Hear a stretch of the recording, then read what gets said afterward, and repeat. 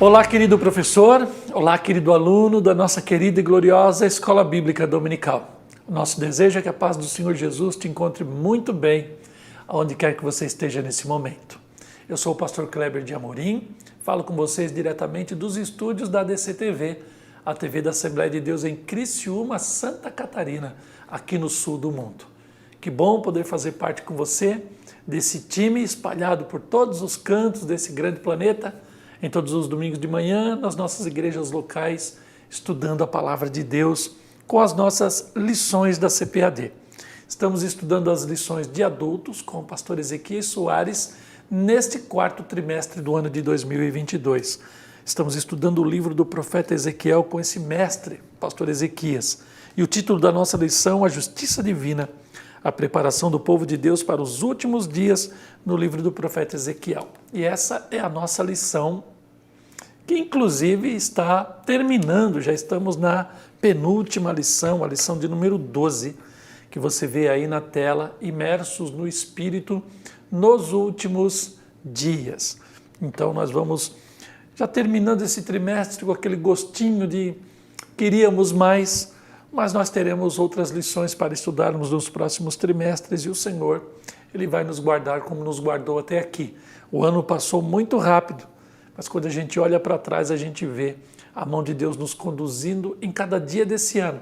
Cada dia desse ano como se fosse uma pílula de um grande tratamento, um milagre de Deus, um processo do Senhor. E deu certo, estamos aqui para a glória de Deus. Até aqui nos ajudou o Senhor. Então nós estamos na lição de número 12, nós vamos estudar o tema que está aí na tela, imersos no Espírito nos últimos dias. E eu tenho a leitura bíblica em classe no livro do profeta Ezequiel, no capítulo 47, do verso 1 até o 12. Esses 12 versos, eles podem ser compreendidos nesse comentário, do comentário Unger que eu extraí para vocês, que diz assim, Ezequiel 47, de 1 a 12, e ele vai falar sobre o rio que sai do santuário. E aí então ele faz referências lá de Zacarias 14, de 8 a 9, e Apocalipse capítulo 22, verso 1. E ele diz assim, esse rio é tão real quanto a visão do templo, da terra e do povo de Israel. O povo de Israel está lá, a terra está lá, os escombros do templo destruído lá por Roma, que destruiu o templo de Herodes, que já era uma reedificação do templo de Salomão, ou uma ampliação do templo de Zorobabel, que era a reconstrução do antigo templo de Salomão, estão todos lá e isso tudo é muito real. Então esse rio vai sair desse templo restaurado, e aí então Unger vai nos dizendo que esse rio ele é literal e não somente uma visão, não somente uma alegoria, não somente uma figura.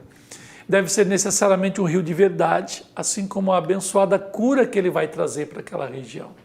Então constitui parte das mudanças topográficas da Palestina, como as alianças e promessas feitas a Israel quando forem cumpridas, com o banimento, com o apagamento da maldição sobre aquela terra.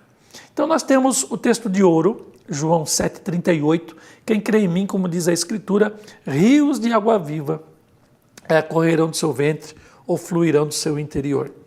E para a nossa prática, para a nossa meditação, o rio da vida, que representa o fluir do Espírito Santo, passa pelo meio do povo de Deus. E aqui sim, na verdade prática, nós vamos fazer uma aplicação daquilo que vai acontecer lá no futuro, que foi predita antes de nós, e nós no meio desse contexto histórico, né, da profecia até o cumprimento, aqui nós aplicamos para a nossa vida, como pentecostais que somos, que já vivemos nessa dispensação da graça, um mover poderoso, caudaloso e, por que não dizer, perene do Espírito Santo nas nossas vidas.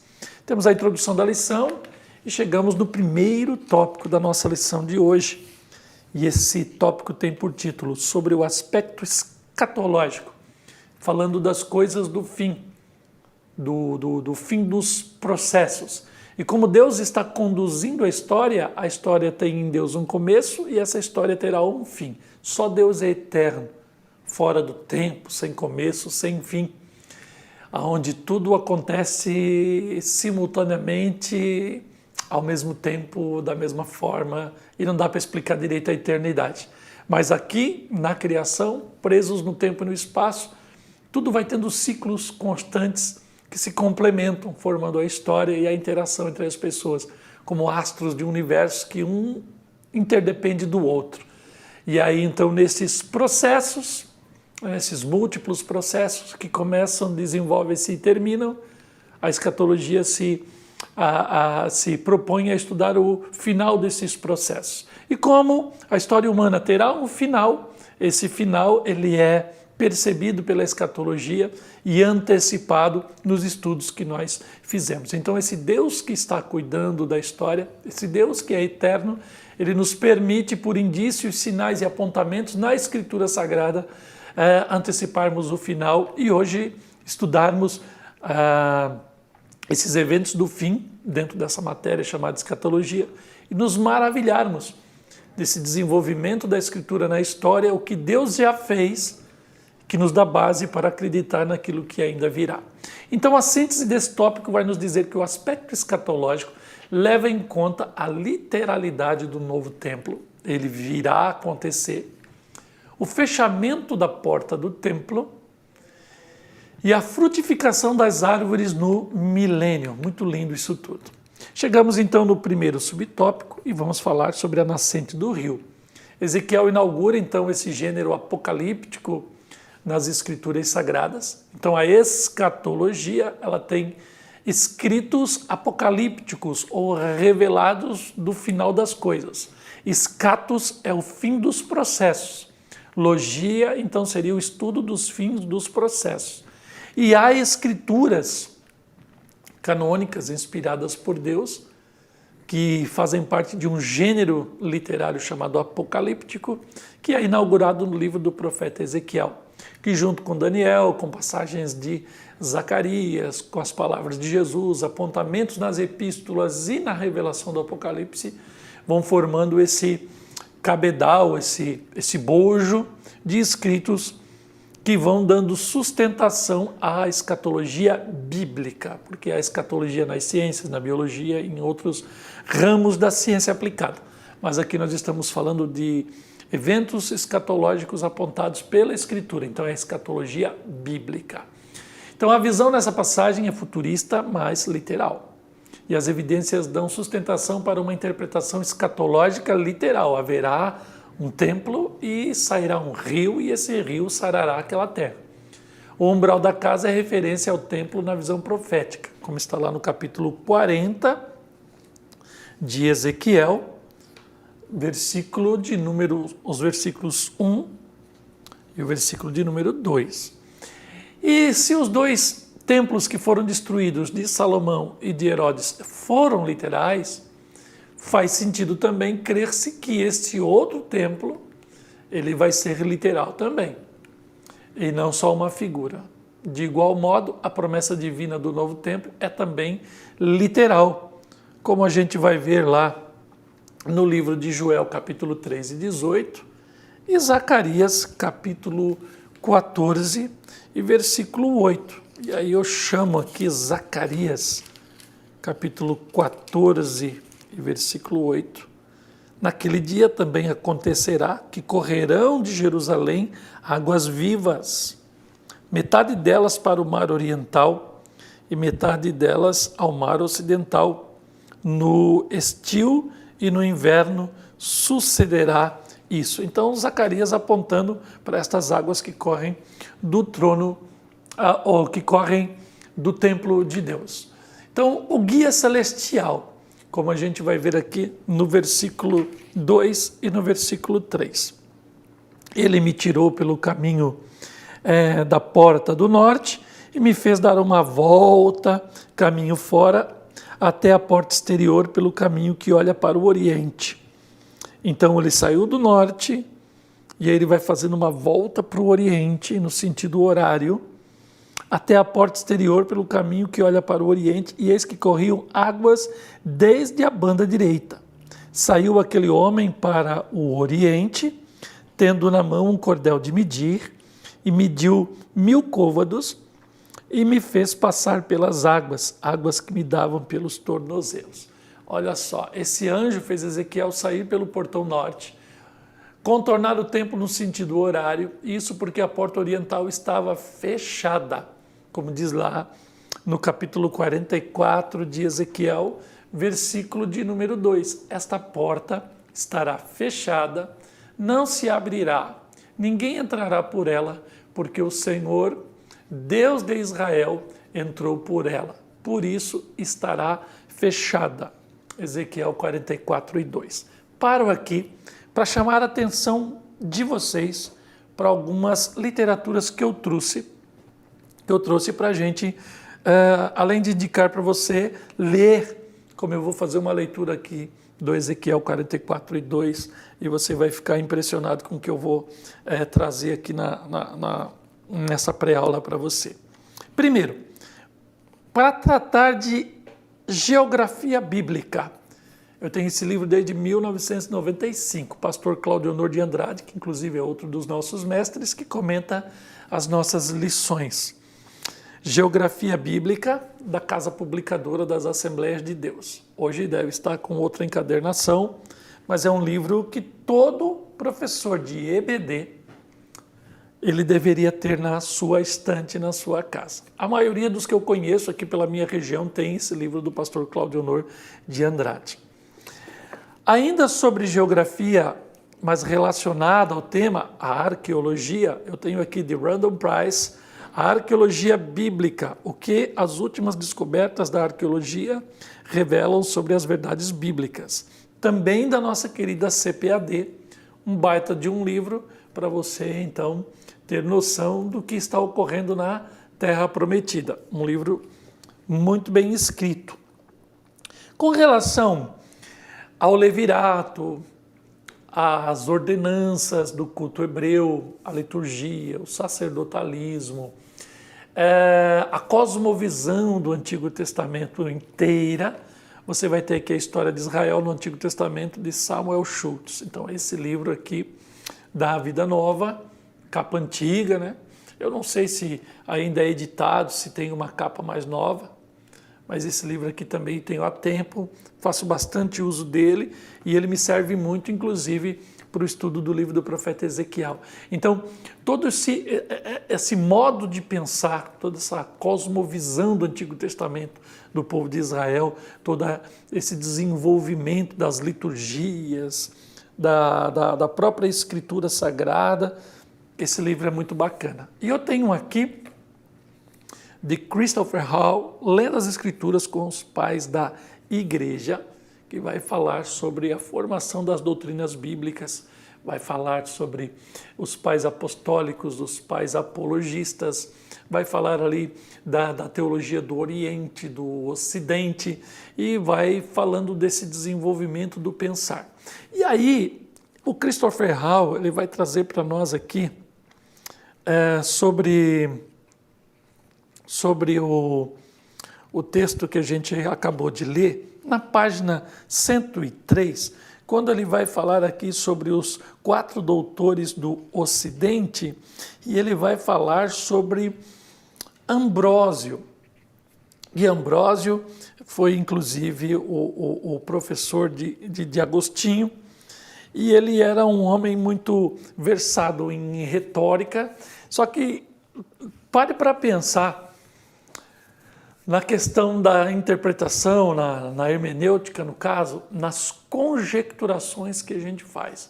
Quando a gente começa a olhar para um texto e a gente vai saindo do seu sentido literal e a gente vai, não diria o termo transcender, mas a gente vai saindo desse contexto imediato, transborda, ou ultrapassa, melhor dizendo, o remoto, e a gente começa a querer fazer aplicações para o momento. Então, quando a premissa ela é complicada, a gente tenta justificar aquela premissa partindo para conjecturações e usando a Bíblia para justificar algo que a gente tenta provar ser o certo.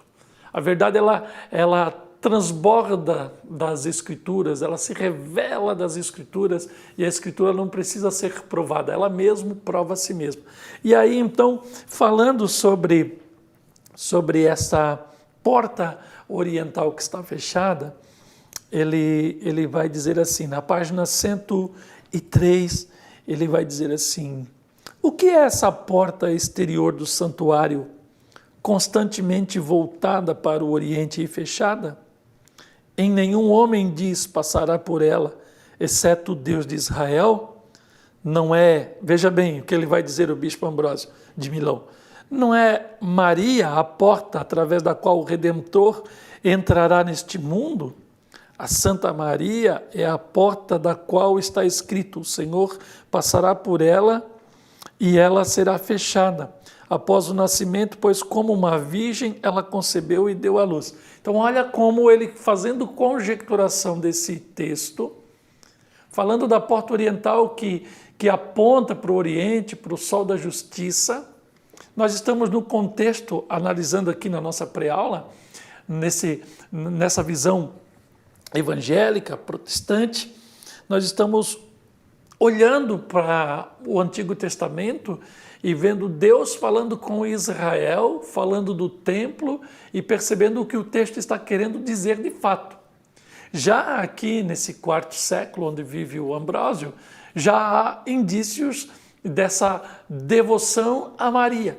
E agora ele vai pegar a porta oriental que está fechada e olha, ele vai alegorizar, ele vai fazer aqui uma conjecturação da porta fechada. Então ele vai pegar o texto que é literal, como nós estamos dizendo aqui, o rio é literal, a topografia vai ser transformada, o Messias vai voltar e a partir desse templo a glória de Deus vai transformar aquele ambiente. Nós estamos olhando para o futuro com uma visão escatológica e apontando uma intervenção de Deus naquela terra, e ele já faz uma visão aqui na teologia romana, alegorizando tudo, conjecturando, pegando a porta e comparando ao ventre de Maria, que Deus entrou, gerou Jesus, saiu, a porta ficou fechada. Então ele está justificando por alegoria e por conjecturação a virgindade perpétua de Maria, mãe de Jesus. Então olha como duas teologias cristãs agora elas se contrapõem. Uma analisando o texto, né, e os seus contextos imediato, remoto, traçando a volta de Jesus e uma glória que se manifesta na terra, e uma outra querendo justificar um dogma de um ramo ou de um braço do cristianismo que de certa forma vai se desvirtuando doutrinariamente com o passar do tempo. Então por isso que nós temos que ter muito cuidado quando vamos analisar escatologia, simbologias, estes elementos do culto, para não chegarmos ao ponto que Ambrósio chegou de fazer uma interpretação como essa. E é por isso que na teologia romana, Maria é chamada de a porta oriental, ou seja, ela é a mãe do Salvador, o Theotokos, que foi concebida pelo Senhor, a porta ficou fechada, no caso ela era virgem, e quando o Senhor saiu também ficou fechada. Então esse é um elemento que você vai lendo aqui com Christopher Hall, conhecendo ou lendo as Escrituras com os pais da igreja, e você vai ampliando o teu horizonte de conhecimentos. Então eu apresentei para você geografia, arqueologia, cosmovisão e apresentei para você aqui já o pensamento da cristandade nessas literaturas que eu coloquei para você. Continuando, os novos frutos, versículo de número 12. E junto do ribeiro, à sua margem, de uma outra banda, subirá toda sorte de árvore que dará fruto para se comer. Não cairá sua folha, nem perecerá seu fruto, nos meses produzirá novos frutos, porque suas águas saem do santuário, e o seu fruto servirá de alimento e a sua folha de remédio. Então a linguagem apocalíptica escatológica paralela, lá em Apocalipse 22, 1 e 2, com Ezequiel, que vê toda sorte de árvore que dá fruto e tal, se refere ao milênio. E a de João, né, à eternidade. Então, apontando para o futuro, Ezequiel está vendo o milênio. João, no Apocalipse, já está falando da eternidade, do eterno e perfeito estado. Então, mas ambos os textos são literais. No novo céu e na nova terra não existe mar. Uma alusão à terra antes do dilúvio. Aí eu coloquei uma figura da Pangeia, só para você ter uma noção, né, dos continentes todos agrupados ali, e alguém que diga que a Terra está como ela está, depois do dilúvio, porque ela se dividiu. E aí há um mistério de Deus no desenvolvimento da história, no seu trato com as nações, a forma como ele vai, por providência divina, permitindo que nasçam nações, que raças surjam, o desenvolvimento da raça humana sobre a Terra, as diferenças que nós temos étnicas e raciais entre o mesmo gênero que é humano, né, porque todos eles têm o mesmo DNA, a mesma ascendência, mas com seu estereótipo mudado por conta do clima, da região e etc. É uma matéria muito extensa para a gente estudar, mas eu estou aqui apontando caminhos. Um professor, ele não tem todas as respostas, mas ele aponta bons caminhos. E eu estou colocando isso aqui para você entender que há muitos horizontes para você buscar com relação a esse material. Então chegamos no tópico 2 da lição sobre a implicação pneumatológica, ou seja, sobre a implicação do Espírito Santo. A água é o maior símbolo da implicação pneumatológica de Ezequiel 47. Então o rio sai do templo de Deus, vai sarar toda aquela terra e o símbolo água, porque o vento, o fogo também são símbolos do Espírito Santo, do pneuma, do Hagios pneuma, do Santo Espírito. A água é um dos símbolos, e aí nós vamos analisar a pneumatologia pelo prisma da água, como símbolo do Espírito Santo. Então, as águas, versos 3 a 6. Saiu aquele homem para o Oriente, tendo na mão um cordel de medir, e mediu 1000 côvados, e você conhece a história, vai medindo tornozelo, joelho, lombo, e ele sai nadando. Ele atravessou o ribeiro nadando, mas depois o ser celestial trouxe o profeta de volta para a margem do ribeiro. Qual o propósito disso? Era necessário que Ezequiel visse a extensão e a profundidade do ribeiro para reconhecer a fonte de todos esses milagres que estão acontecendo na terra naquele momento. Essa experiência de imersão do profeta nas águas tem implicações teológicas profundas, como está lá em João capítulo 7, versículo 37, 38 e 39. As águas que fluem do interior. E aí você percebe que na geologia você tem a chuva e você tem a expansão e a retração da terra, desses movimentos que nos dão a nítida impressão que a própria natureza é viva, né? E aí, então a água, ela desce na chuva, ela encharca a terra se expande, depois vem o sol, a terra se comprime, aquilo evapora e vai caindo a chuva.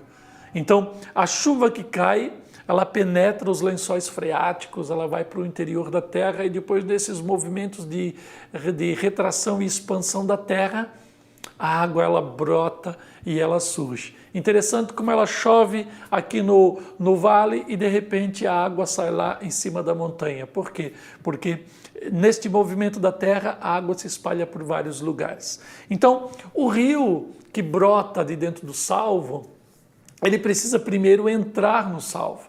Então a salvação ela adentra, a palavra de Deus ela vai tomando substância na nossa alma, ela vai nos falando das coisas que aconteceram e acontecerão, e aquilo vai começando a criar substância na nossa alma, ela vai ficando pesada e ela vai ocupando espaços dentro de nós. E aí quando vem as circunstâncias da vida, os esforços do ministério, o momento em que você vai pregar, evangeliza e tal, você está em uma pressão no mundo espiritual que te comprime. E é nesse comprimir do fazer teológico, evangelístico e ministerial é que aquilo que Deus te deu está dentro de ti, começa a transbordar e sai para fora. É um movimento da unção de Deus, é uma inspiração divina, é um agir de Deus. Esse homem do cordel de medir é a presença de Deus que agora está ali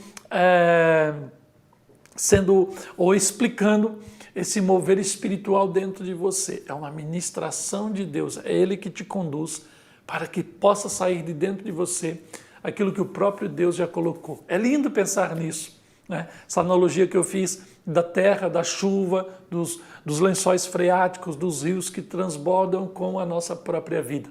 Então, se nós estivermos no domínio de Deus, se o homem do cordel de medir tiver a liberdade de nos conduzir às profundezas de Deus, estaremos encharcados da revelação e depois de dentro de nós essa água também brotará para a glória de Deus.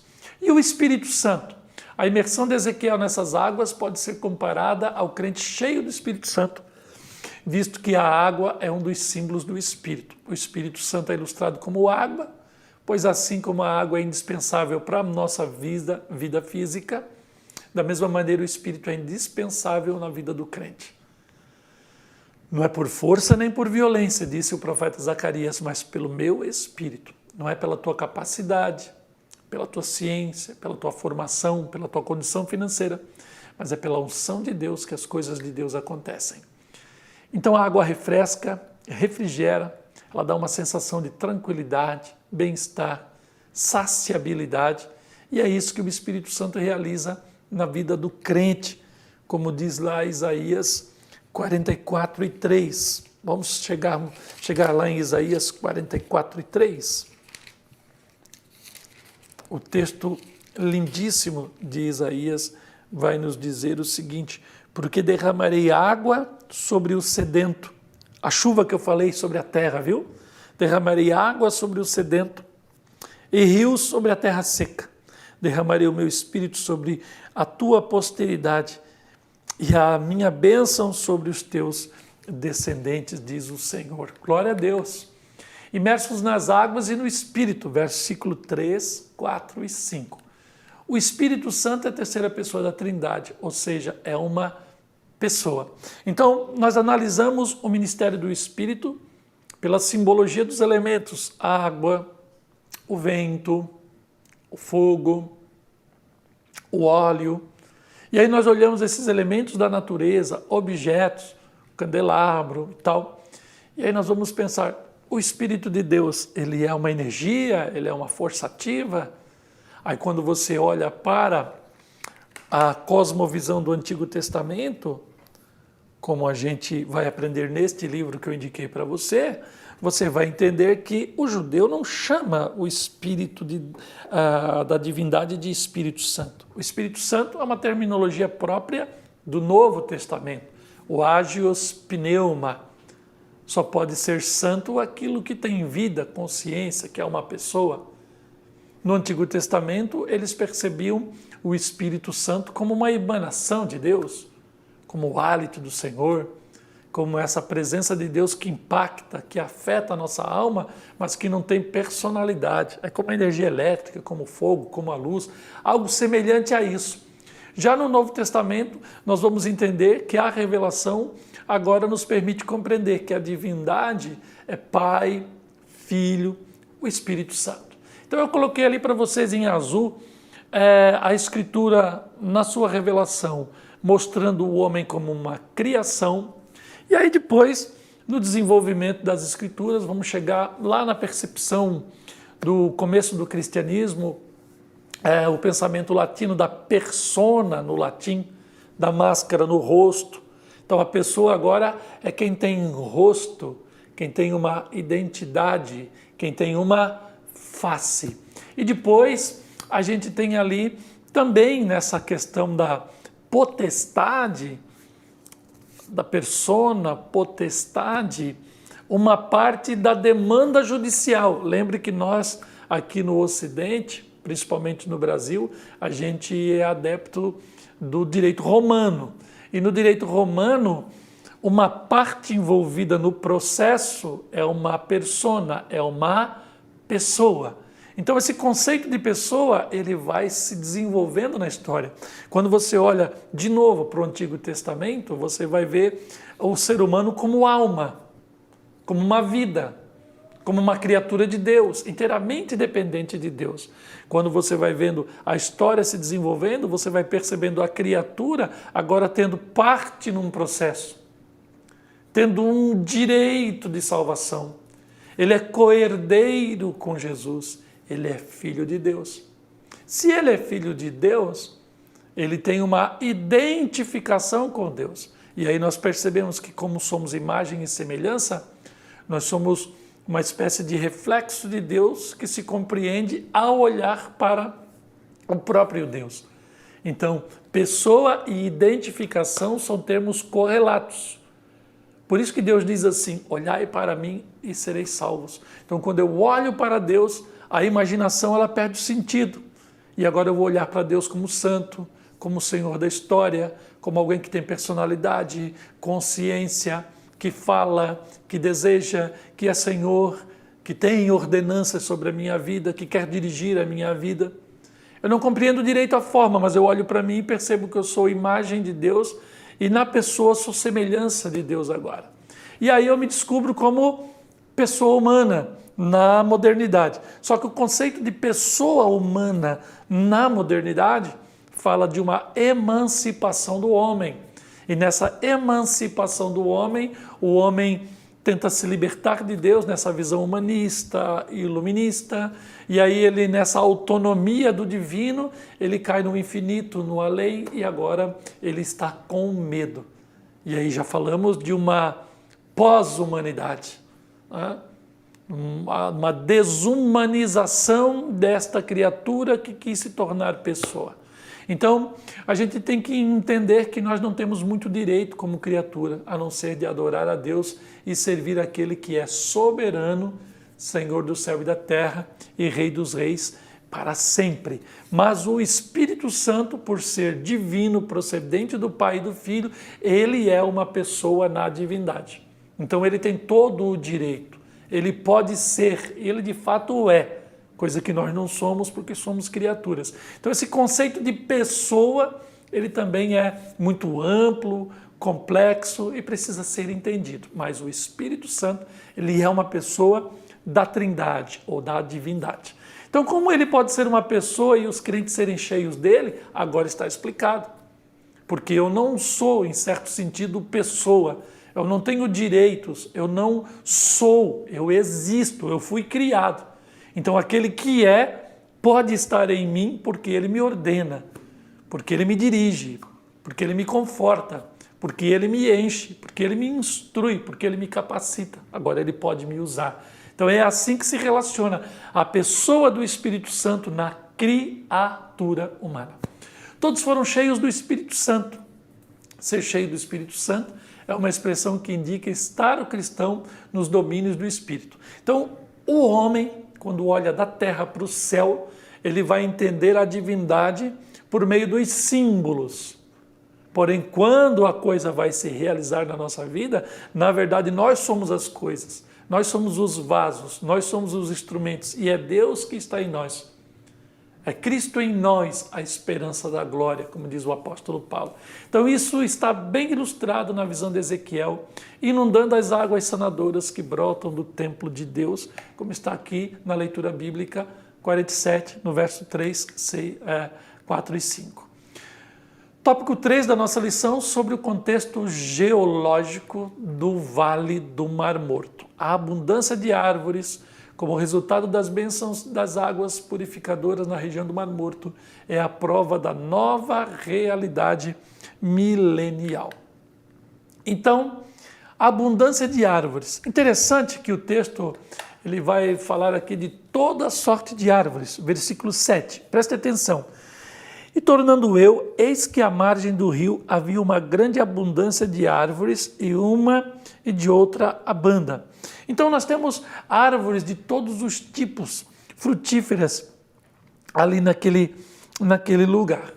Então você olha que o que existe no mundo praticamente vai estar lá naquele lugar. E aí você percebe que o mundo ele está tendo uma mudança, né, climática, topográfica, geológica.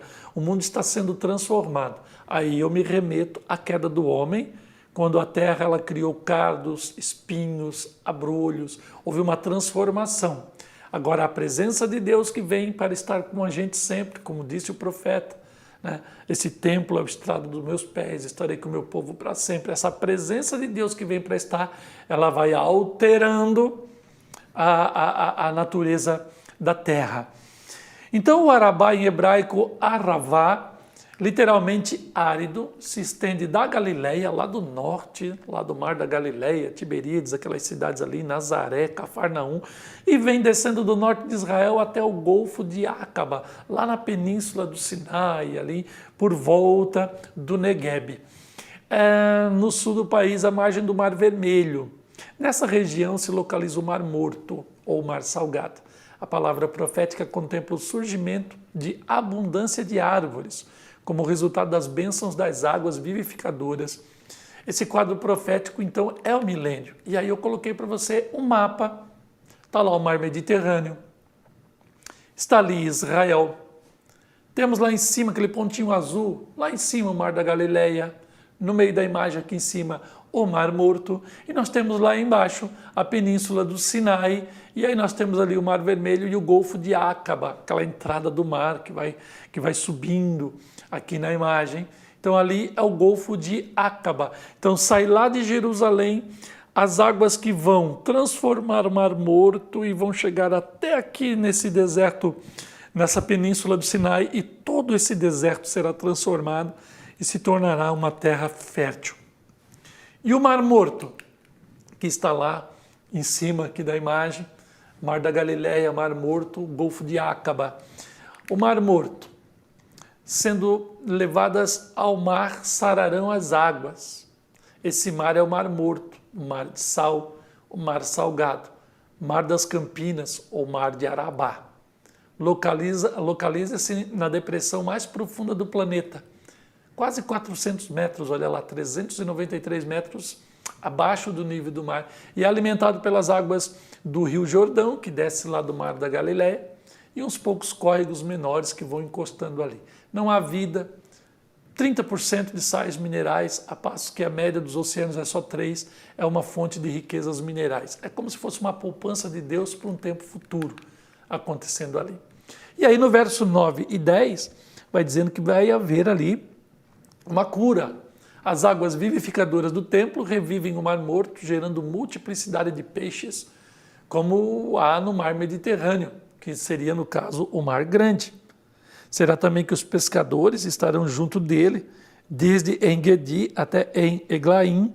Haverá lugar para estender as redes, e seu peixe, segundo as suas espécies, será como o peixe do Mar Grande, em multidão excessiva. Olha que coisa linda, coisa bacana isso aqui.